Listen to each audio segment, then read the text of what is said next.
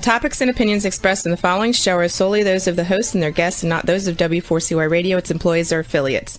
We make no recommendations or endorsements for radio show programs, services, or products mentioned on air or on our web. No liability, explicit or implied, shall be extended to W4CY Radio or its employees or affiliates. Any questions or comments should be directed to those show hosts. Thank you for choosing W4CY Radio.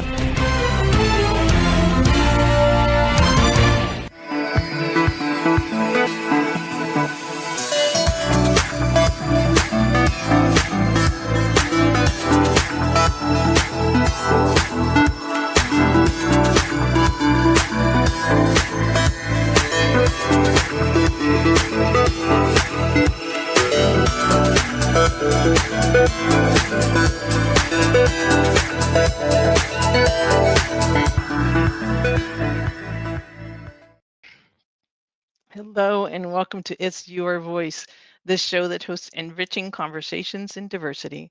My name is Bahia Yaxan. I am a core alignment coach and a diversity educator, which means I train and coach individuals and organizations in identifying patterns that are not serving them or others well so that they can develop new patterns of habits that will include more people, encourage more people, give themselves more clarity, and align their actions or policies, decisions with their values to lead happier lives. If you're interested in looking at anything I do with coaching and training, you can check out my website, which is called Know What You Want Coaching.wordpress.com. I also tailor, so those are just samples of the things I do. And I really love coaching. It's very energizing and very motivating. Today we have the great fortune of having Sandy Holman return. She was on the show last week and the conversation was just getting going. We were getting a lot of calls and we're bringing her back by popular demand. We kept the same title. We're just calling it part 2, When Evil Seems to Be Winning, the Power of Connection During Uncertain Times. Sandy, thank you so much for coming back. I really appreciate your presence. No, it's my pleasure to be back, and thank you for having me. I wanted to, before we continue, because I just want to mention like the titles of even just a couple of your books and of your documentary, just so people know that I mentioned last week you're an author, you are a documentarian, you're a social change agent, you've been educating people for years as an amazing, compassionate consultant. But I just wanted to ask you to just maybe name just say the titles of a couple of your books, which are beautiful, and I just want the world to see them. Well, first of all, I'm very honored to be here, and I want to thank Bahia and the people who help her do this wonderful show for all that they do. I really want to start right off the bat by encouraging people to support her with a donation, because these kinds of podcasts have become even more important as legacy media is being impacted significantly and the stories that they are allowed to tell. So please, if you want to make a difference, as we talk about combating evil, when evil seems to be winning, one incredible thing you can do is support local shows like Bahia's podcast here.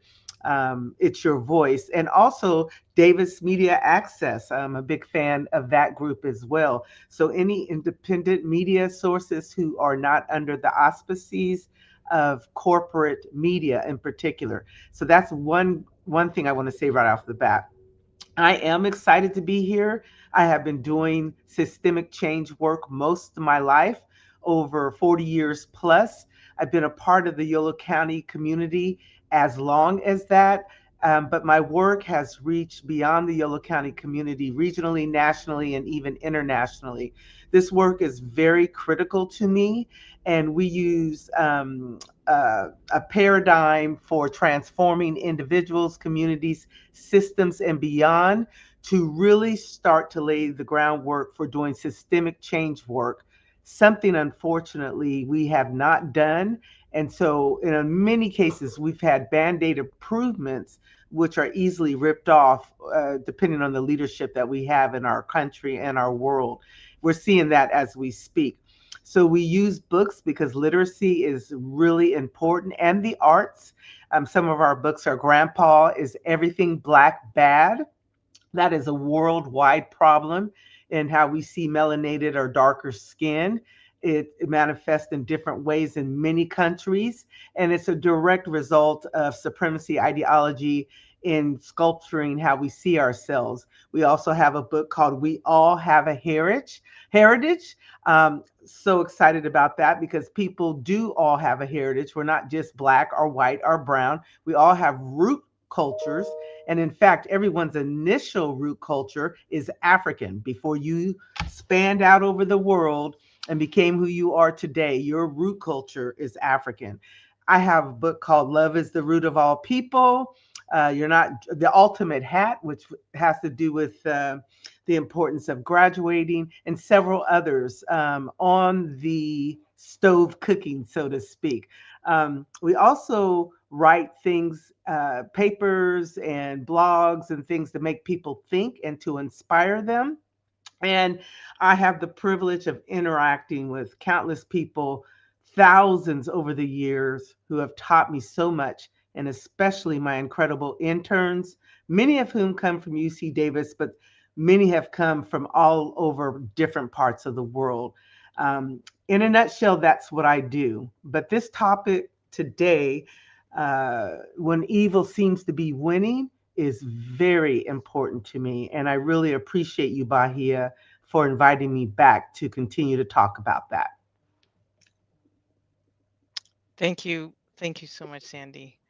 I'm sorry, I'm just thinking of one more book title. Do I have it right? Is it Grandma Says My Hair Has a Flare? Yeah, Grandma Says Our Hair Has Flair. We have another one called Pieces for People. We have Books for a Just, Humane, and Loving World. There's so many things. I'm hoping that the angels of the world help me get out while I'm still living. So I'm excited about all the possibilities. Always have more we want to do than the time we have to do it. But yes, that is another one of my favorite. And by the way, all these books have music with them. We did a play called the Sankofa Experience, which relies on these books, which are aimed toward helping people who've been marginalized with a lot of anti-Blackness, supremacy ideology, but also mainstream people to understand the importance of our common roots in humanity.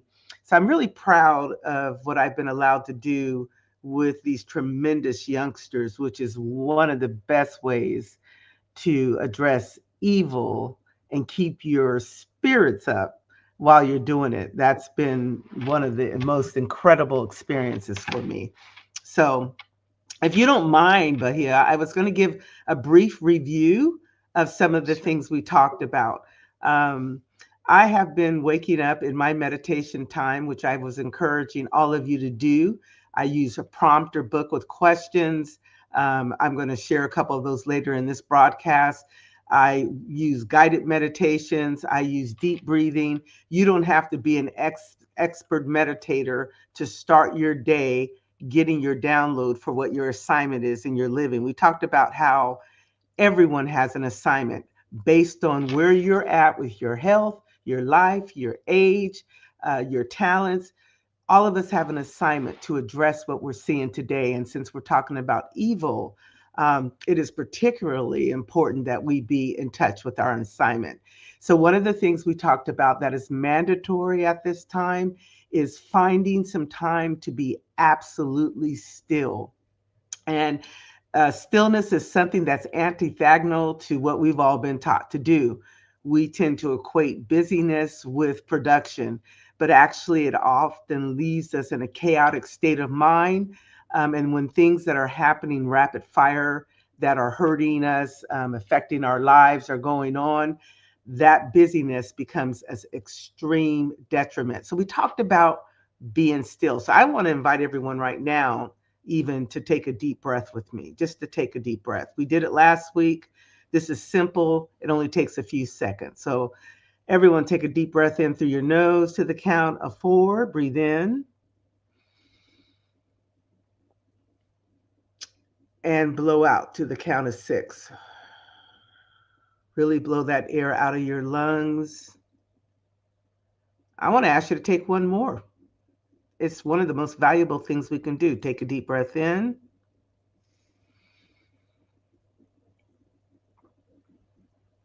And blow out through the count of 4, 5 actually, and 6. Really blow the air out. And just relax your shoulders and be present with us for a few minutes as we have the opportunity to be with you. And I am extraordinarily honored. I don't take this for granted.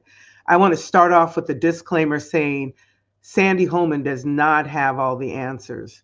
I do not have all the solutions. What works for me may not work for you.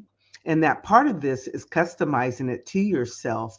But there are some overlapping things that I think we all need to consider and all need to connect to and each other if we're going to have some success here. So I want to start off by saying that. So I think I shared last week, I woke up really pondering evil.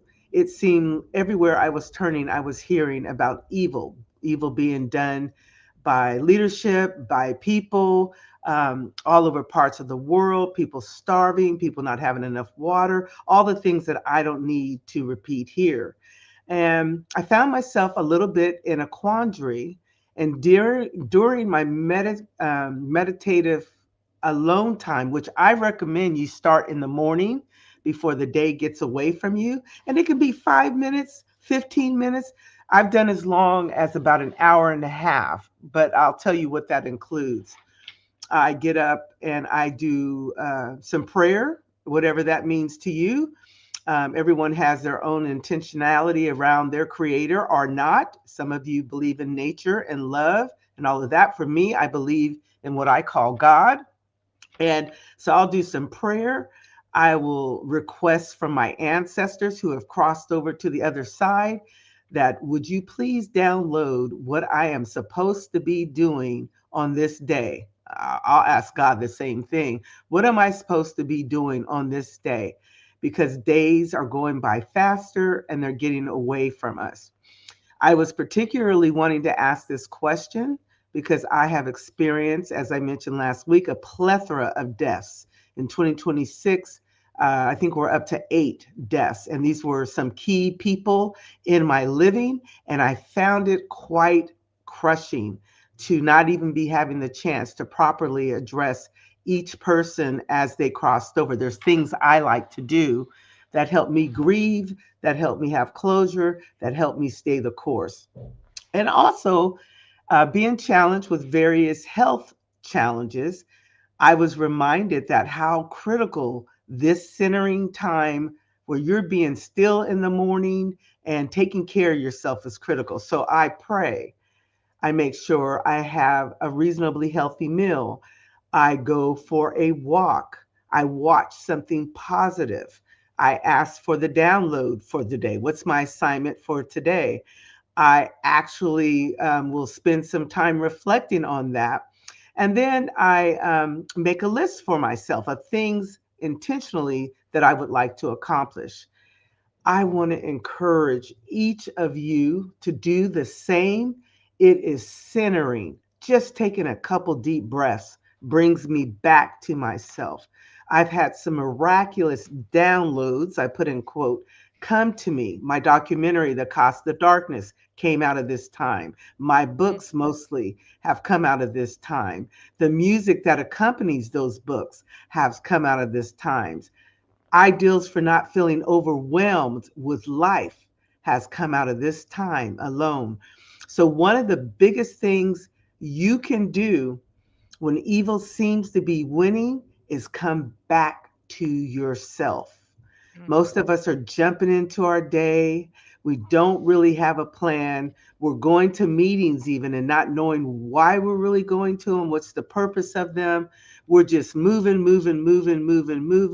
not breathing,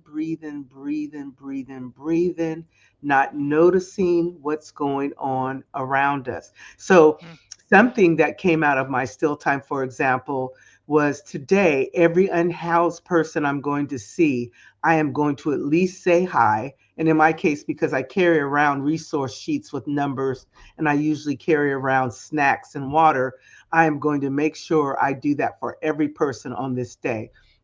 I actually try to do it most days, but the reality is I can't do it to everyone all the time, but sometimes I make it an intentional thing. That still time and you coming up with ways to express this second thing, which is extreme kindness. Because everyone thinks you have to do these big, big things in order to be making a difference. And actually, connecting with people and those small things have a ripple effect.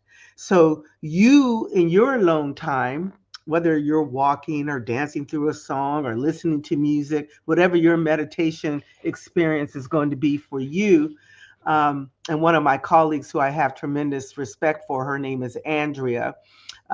She does grant writing, and as well as she has another venture where she's sharing reflections and poetry. And I actually want to just quickly read something that connects to the topic that she wrote here recently. And that was this sense of, and something I believe in and I've spoken on a lot of myself, is the fact that we need people during this time more than ever. We need people during this time. You cannot be isolated and stay healthy during this time. Some of us are introverted, and that's okay for us to do, but we need people. And I'm just going to read a part of this. She wrote, "Will someone help me carry this?" And that's my question to all of you.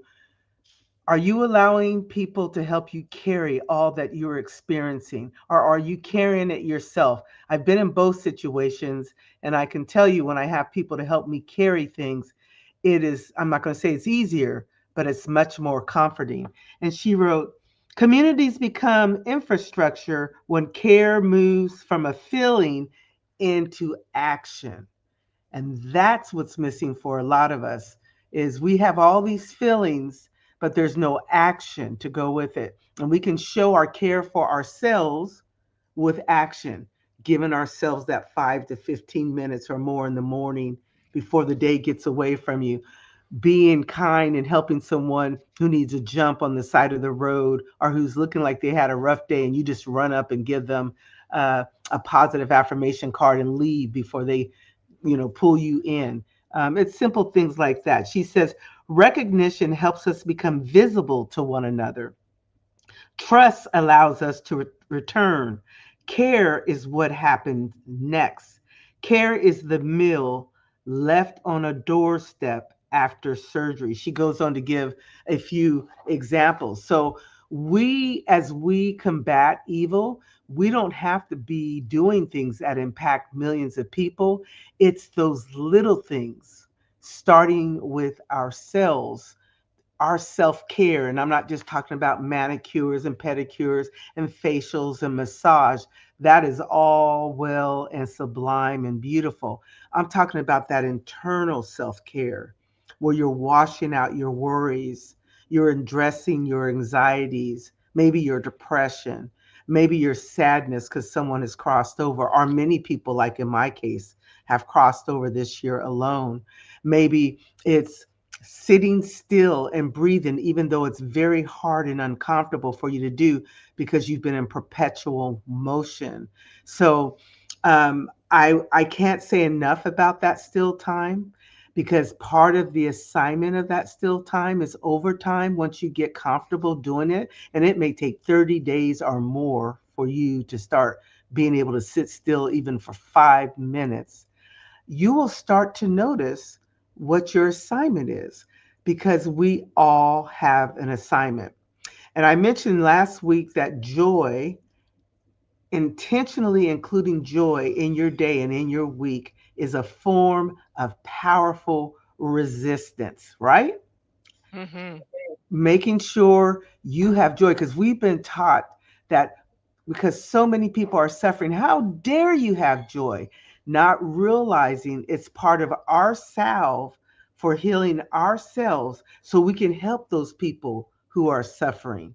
So get rid of any guilt and intentionally incorporate joy, and I mean massive joy. So to fill up your tank so you can pay it forward to people who are going through it much worse than even you or we are in many cases, especially from a global perspective. However, when you combine having some joy with getting in touch with your personal assignment for what you're supposed to do in life, and then taking your personal assignment and actually out in the community doing some of your personal assignment, it's like a knockout in a boxing ring towards evil. The more good you do, I'm serious, it's like a full on knockout. Having joy for yourself Yeah. is a poke at the belly of evil. I said that last week. But Yes. taking your joy, being in touch with your mini or larger assignments, and connecting with people to share it, that's a full on knockout. Every time you are doing something in your purpose, you are a KO knockout towards evil. That's a goal that I have. Anything, any light that I can bring into myself, and it's much needed. Again, I go through a lot of pain and suffering too, everyone. So I'm not speaking like it's another person. And I told you what my situation is even now. But these practices are helping me to survive it. And dare I say, even thrive in Mm. certain moments when I should not. So this is real stuff. So another thing in that meditation time, that still time, is getting in touch with the fact that you have a gift. Bahia has a gift here with this podcast. She also does anti-bias work, diversity awareness. She does so much that helps to pull the scabs off of people's eyes so that they can see another layer of thing that they may be missing, right? And this is critical during this time. And I want to add this not as a you must do, but a reality. There are many things that we can see, and there's so much that we cannot see. And if you are sitting on your talents, if you're not doing something, you don't have to do everything, but you have to do something. You're going to be experiencing a sort of cognitive dissonance, an unsettling, a dis-ease within Mhm. yourself over time that is going to grow. And if you're feeding it negative social media, news all the time, things we know increase anxiety and depression, and combining that with isolation, you're going to get yourself in trouble. So the great news is by pulling the scab off of that stuff, reducing social media, how much you watch the news, doom scrolling by at least 50%, you'll still be able to stay in touch. And then taking your gift and intentionally combining it with some creative joy you've had for yourself and going out into the world to make a difference. That could be you singing in front of a few people who love music. That could be you feeding the unhoused. That can be you knitting blankets to donate to a food service to give out to people. That can be you just smiling and saying hi and thank you. That could be you going up to someone who feels invisible and saying, I want you to know I see you today and you look amazing. Someone came up to me recently and said, I am loving the purple. And I have to wear a mask because I'm comproimmunized. And they said, and I love the sparkly mask you wear. Instead of saying, why are you wearing a mask? Which is, it was just a whole different kind of energy that hit me at a moment Mm. when I was thinking about a beloved who crossed over recently. It just perked me right up. They said Mm. that, they were gone, and it was just like someone injected a little bit of something in me. And Mm. I want to say this to you all. Whenever I do a kind act, whenever I say it must be rough to the person who's been rude to me, even called me out of my name, and yes, that happens, Mm. or cussed at me, and I say, I hope the day gets better for you. And it disarms them in the moment as I walk away. Mm. That is It's powerful. poking at the belly of evil, or dis-ease or people's anger, which there is a lot of out there.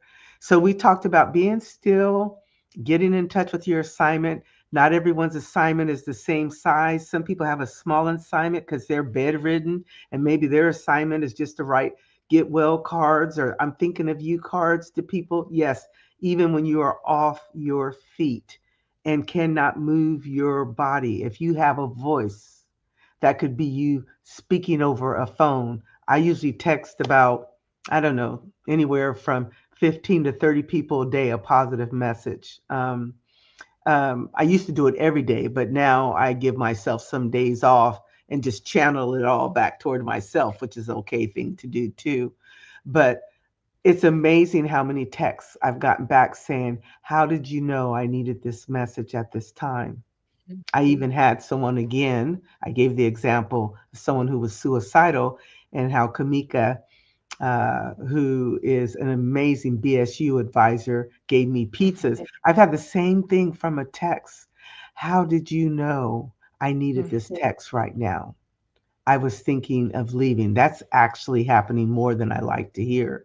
So again, we all have assignments. Nelson Mandela had a supernova assignment. Those people at that level, there's great cost to what they do. And I said that before, but most of us are not called to that level of assignment where our lives are constantly in danger, or we're incarcerated, or we're suffering as we try to make global change, or regional change, or country change.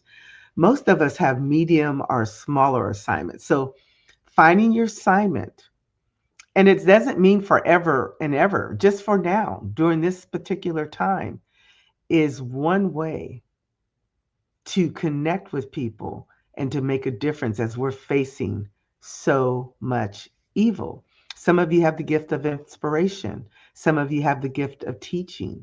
Some of you have the gift of hip hop. Some of you have the gift of just giving the best bear hugs. Oh my God, I got a bear hug from someone recently that just crushed my soul with love. Some of you have the gift of a beautiful smile or your energy. But whatever your gift is and whatever your assignment is, I want to challenge you to use it.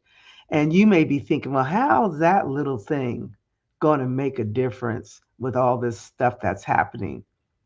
I think about the teachers who are in the classrooms day after day teaching that kid who's going to grow up and be in a powerful position or influential position, or maybe become our next senator or congressperson. I think about the person who's mentoring a kid and talks to them about the medical profession, and that kid starts getting interested, and then they eventually decide they want to be a nurse or a doctor or something like that. I think about the women knitting quilts to help someone, and someone witnesses that generosity and decides they want to start doing something to help people who don't have enough food to eat. It has a powerful, invisible and visible ripple effect when you connect and center yourself with what you're supposed to be doing. I want to say this, and I don't want to be morbid about it, but several of the people I recently lost did do that. The oldest that I recently lost was 111. Her name was Mother Holman Robinson. She was the matriarch of my church that I attend. She literally just passed away. Her birthday would have been in July. She would have been 112. One of the most wise, powerful people I've ever met in my life, living history. And she was one of those people that was pretty anchored and knew that she was here, she would say, to serve God. That's all she wanted to do. It served her very well. And she prayed to live to 100, and she said, God gave me bonus years I did not want. That's how centered she was. She was like ready to go not long after she turned 100, but got an extra 11 years. But then I also think about the person who has key work left undone that passed away. And envisioning in spirit during my meditation time some of the regrets that that person may have had. Although I think once we're on the other side of things, our whole earthly makeup and how we see our world is different for us. And a lot of that stuff leaves us, thankfully.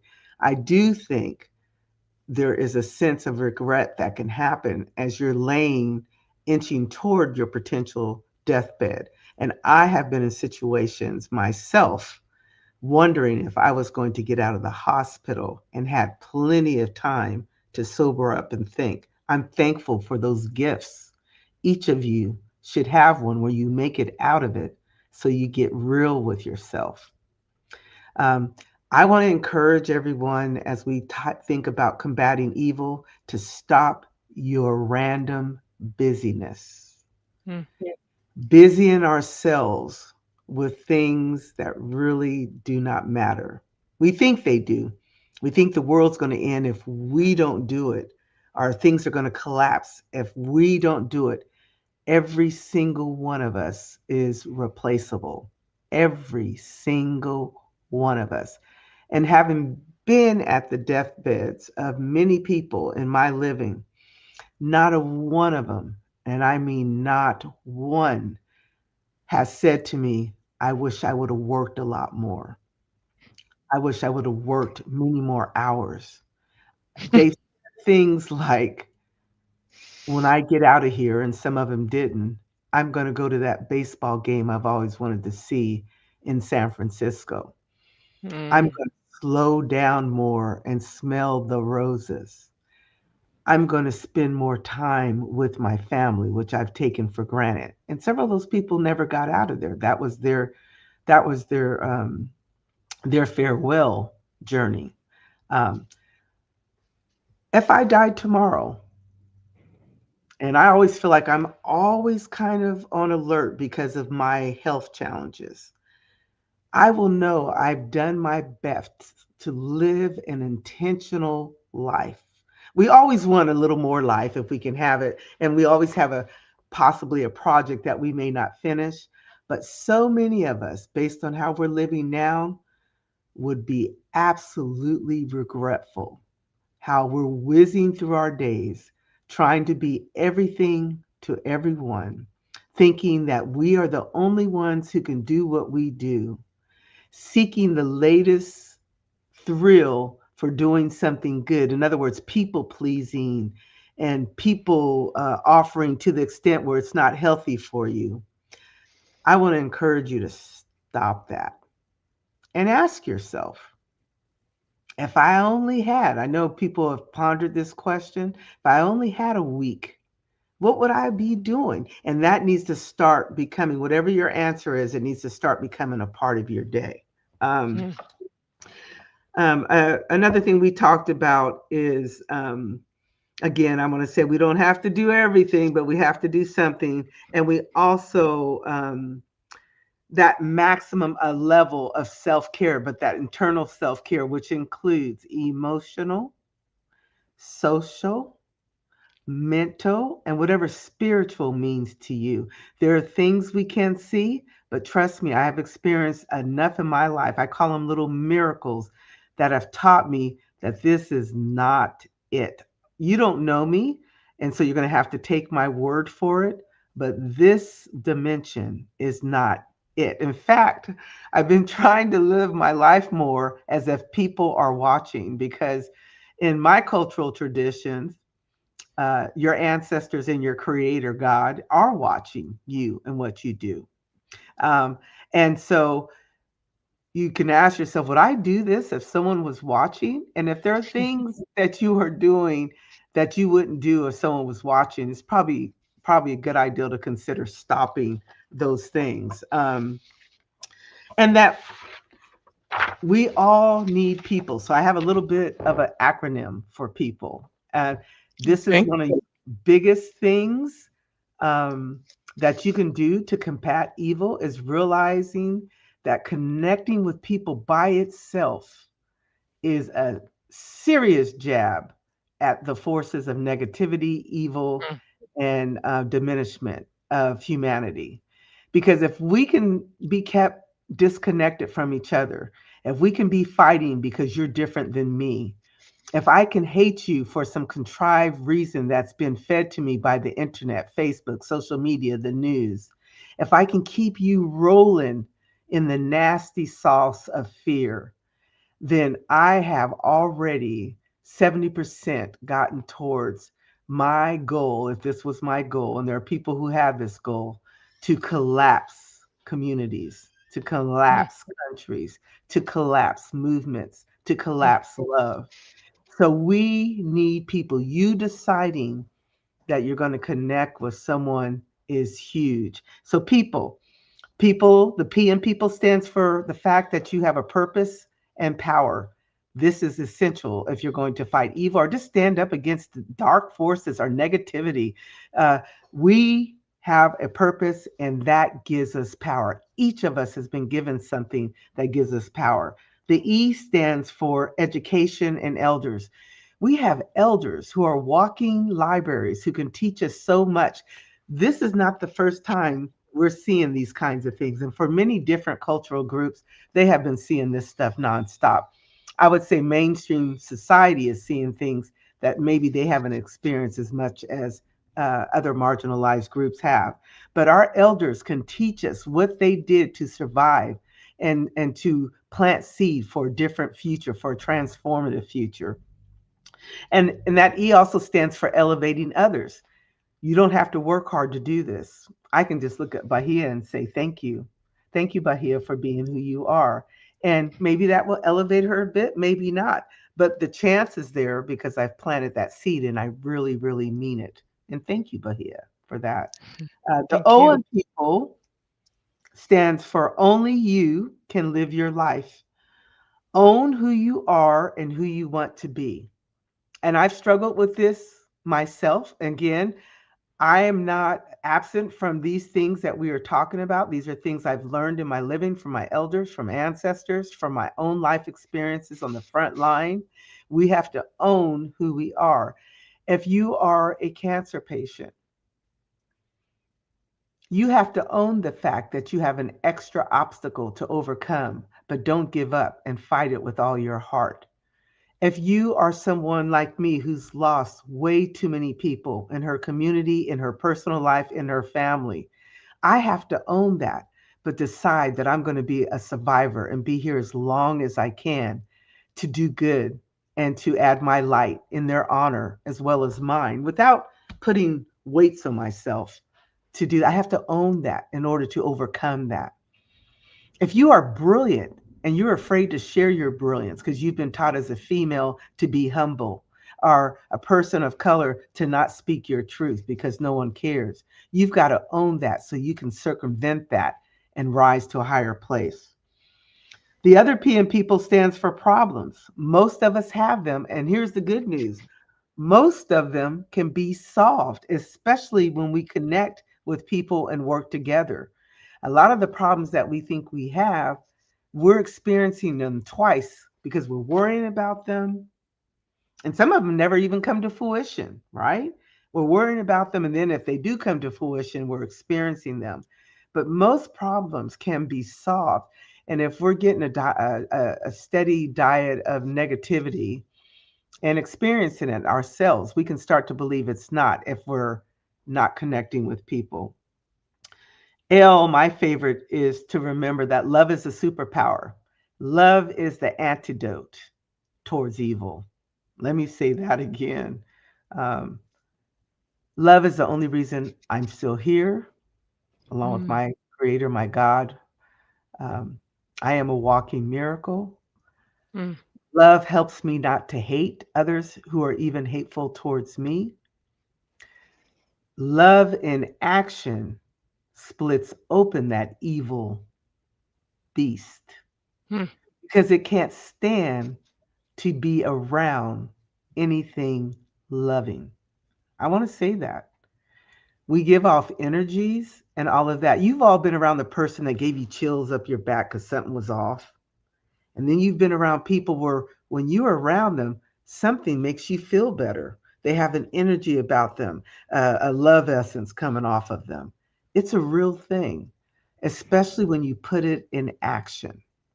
So I have an acronym for love I'm not going to go over today, but it is a superpower, a superfood for your health, a super antidote for evil or negativity or anything ickish. And E, I want to encourage you guys all to eat healthy as you can. We live in an addictive society intentionally designed to make us eat and do behaviors that are antagonal to us living a long lives. In our foods, the True. drugs, are the activities we do, the behaviors we do. Um, it is designed, and in certain neighborhoods worse than in others, where they have liquor stores and junk food and food deserts, and it's almost near impossible that someone's going to come out of that healthy just because of the proximity of it and the Hmm. addictiveness of those types of items. So I want to Hmm. encourage you all, that E in people, as we connect, to be healthy. You cannot do your assignment. You cannot enjoy your life. You cannot fight the good fight to help others if you don't have your health or you have greatly diminished health. You can still do things. I'm living proof of that. I don't let it stop me. I still do things, but it is a billion times harder. And I do want to say some health woes that we're experiencing are out of our control. Maybe you were exposed to a chemical that caused the C word, or some environmental pollutant or something that caused a problem, or a virus or something. But thankfully, blue zone research and research in general says many, many, many, many things that we're dealing with health wise are directly related to a poor diet, lack of sleep, tremendous amounts of stress, lack of self care, busyness, and all things that aren't good for your health. I'm not going to judge anyone because this is a struggle for most people in some way or form. And you have to find the thing that works for you. But I encourage you to Google Blue Zone research because they Hmm. share why all over the country in certain zones, they call them blue zones, where people are living to 90 and 100 and pretty healthy, a 90 and 100 plus, the behaviors that they have in common that are helping them to do that. I'm aspiring to do as many of those as I can. I fall short often, but that's the goal. So Blue Zone research, they have, Latin America, there's a place, Europe, there's a place. In California, I think it's the Seven-Day Adventists who tend to do some of these behaviors. But researchers found commonalities that they all had that they felt had to do with extending the length of their lives and the quality of their lives. And again, I want to be fair and say a lot of us are dealing with things that are out of our control, but all of us have things that are in our control. And again, attacking stress, how we eat, eating less processed food, all the things you hear in the news. I'm not going to be the nutritionist for you because there's a lot of great research out there. If you want some referrals, you can email me and I can give them to you. Talking about them and doing it is a whole nother thing. And I'm on the journey with you, but you can't do any of this stuff or connect with anyone if you're dead, right? And Yeah. and people are dying of strokes, heart attacks, all kinds of things that many, many, many of us can avoid just by making some simple changes. So people Yeah. is all about connecting with others so that you can not only poke at evil, do that knockout in the round of evil, and bring all those elements together to soften your living, to take the blocks we're carrying off our backs. You don't have to do this all at once. You can decide tomorrow, I'm going to drink 8 glasses of water because I keep hearing enough people say it that it must be a good thing. Or I'm going to eat at least 5 servings of fruits and vegetables because enough different sources have said it. So it must be a good thing. I'm going to eat less sugar because enough sources are saying that it's like cocaine. In fact, in some cases, worse than cocaine as far as what it does to your body long term and what it Mhm. does as far as an addictive component. It could be simple, or I'm going to go walk around the block. That's all I can do. I can walk around the block. I'm going to start with that. Or I'm going to go to bed at 10 o'clock Yeah, I may not go to sleep, but I'm going to slowly start to train my body to go to bed an hour earlier so I can get at least 7 hours of sleep. Because enough people have said at least 7 hours of sleep is good for you. I'm going to stop eating fast foods because enough sources have said that fried chicken, those burgers, and all the grease and all of that are not doing most of us any good. It could be simple things, right? Yeah. Well, Right. I'm going to interrupt you, Sandy, just so people who are listening and not able to see your email address streaming on the banner that Rebel said.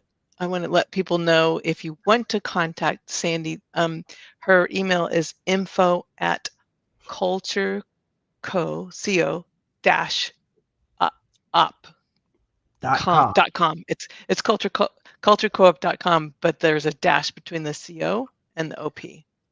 And I just want to quickly share a prompter book that I talked about. Everyone wanted to know. I don't know if you can see it very well. It's called Life Work by Armani Easley.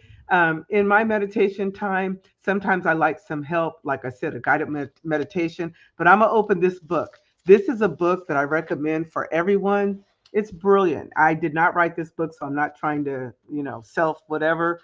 But the first question that it asks, it gives you a question a day. This one says, which areas in your life are fully charged and which ones are running on low?